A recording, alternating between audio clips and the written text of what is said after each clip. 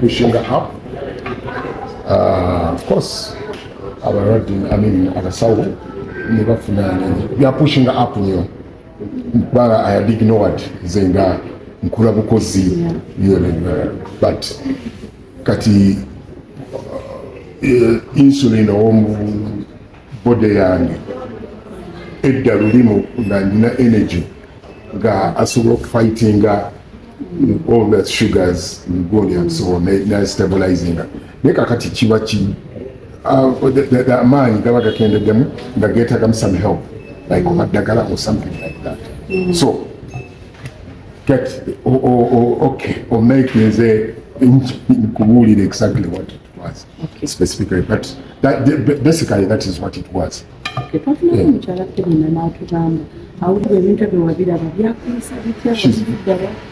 Yeah, Penina is very right. Mutuufu nnyo kikumi because tulina abakadde nina abazadde bange balina ebirwadde byabwe bagira kakati bwe bawulira nti njize obulwadde busituka katulaba wotta omuntu omulala abadde takiriiko n'afiira awo just because of ebintu ebitambula ku social media. So si bokka but also my fans babeerawo nti omusajja n'asobola okubeerawo ku gundi omusajja kwegamba kireeta a lot of disturbance mu bulamu bwange and so on. So Penny is very right wagamba nti kitabula kintu kiba kimu bwe kiti naye kitabula ebintu bingi nnyo. My fans, my family, people looking up to me and so on.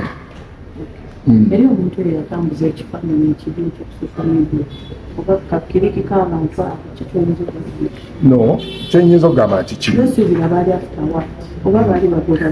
Of course, in most cases, I mean, social media, people are looking for likes. That is the very important thing. I end up dollar likes, pull it up, this is Suwa, Babichi, and so on. So, people are earning a living on that. So, that is why bakola ekintu ekyo naye kiba kikyamu nekakola likes nga yeyogerako and so on and so forth. Sigamba nti ayogere ku muntu I might not be affected so much, but my people around me, abaana abali ku ssomero kitegeera, so it affects so many people. Kyenyiza obbagamba nti bakirekerawo. I'm not going to attack them because bagamba nti silence is cold. Osirika omuntu ye neyefumiitirizaamu n'alaba oba kyembadde nkola kituufu or not kasita obanga omuwadde hint what kyakoze kyekyafecting. Naye nze sijja kwataakinga olwa abantu bangi nyoaga nti why don't you sue these people, why don't you do what, why don't you do. No, I don't think it's necessary. I just want to say and then you live a peaceful life nga terinaamu kusika mukuba. Eribafaanyi bange mbeebaza nnyo bannange. First of all, mulabenga NTV, mulabenga Spark TV, mbalaba nnyo obugundi bwammwe bulungi nnyo mu soaps bwe mulaga ogamba otejoyera.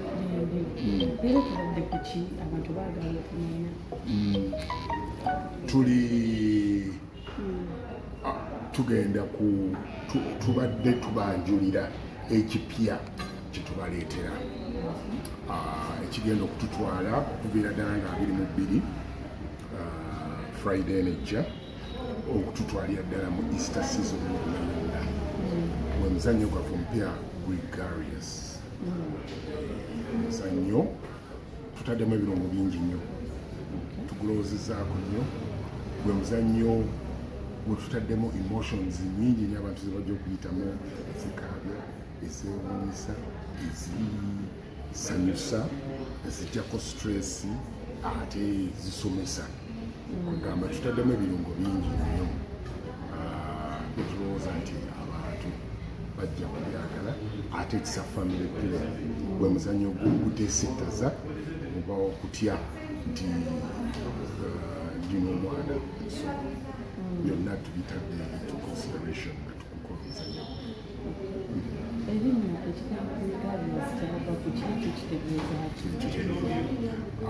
kyenyinza okugamba usually kwentera okugamba abantu bange nti jangu gwe kenyini olabe saagala nnyo abantu kubasomilako nnyo kiboononera. In most cases ntera okugamba abantu nti jangu gwolabe regardless kyekitegeeza. However kyenyinza okugamba abantu nti kyetutadde package gyetukoze mu our show eno tukwata really ku domestic life bingi nnyo ebiriwo issues eziri mu bulamu bwaffe domestic life ate nga bikwata ku bavubuka bikwata ku bawule bikwata ku buli muntu yenna goyinza okulowoozaako artist bikwata ku abamaje kwegamba buli omu politician buli omu ayina issues mu domestic life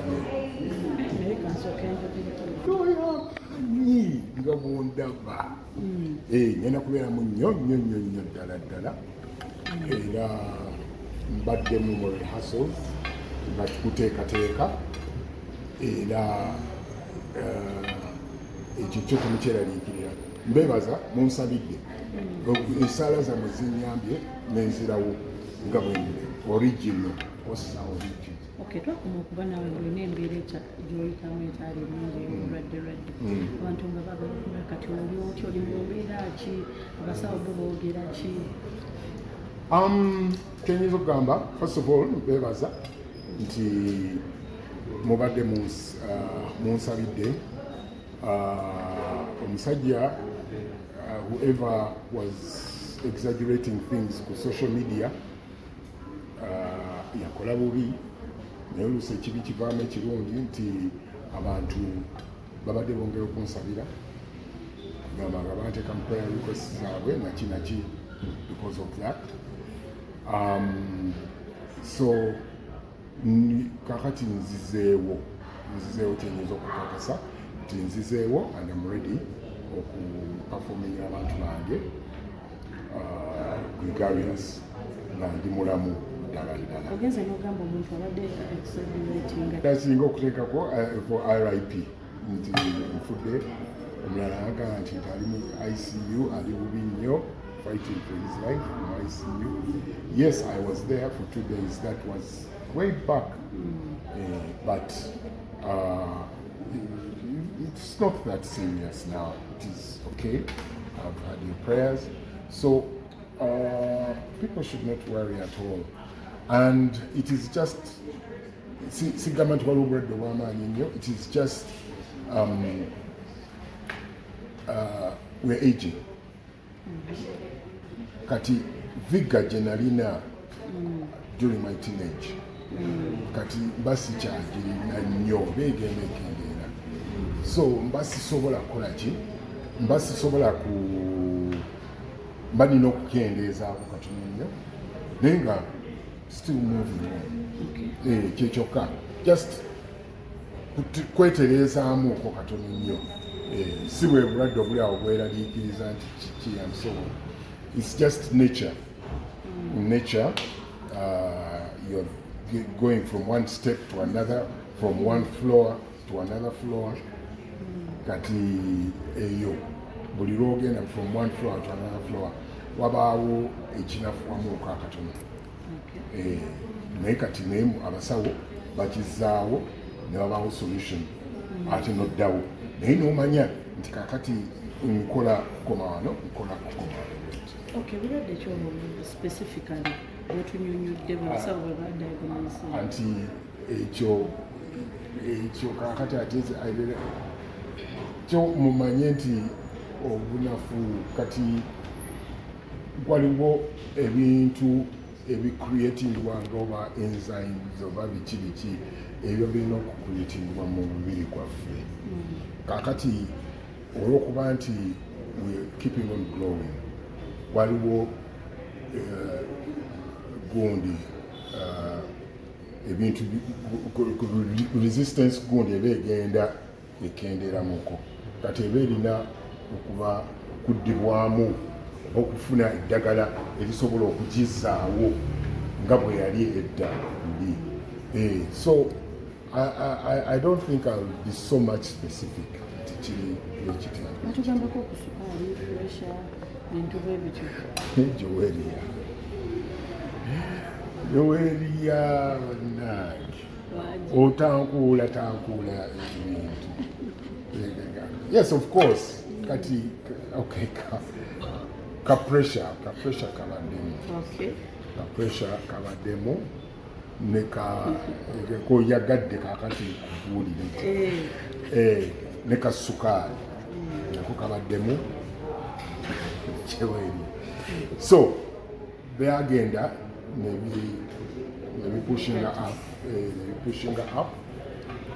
Of course, Abasawo they are pushing her up.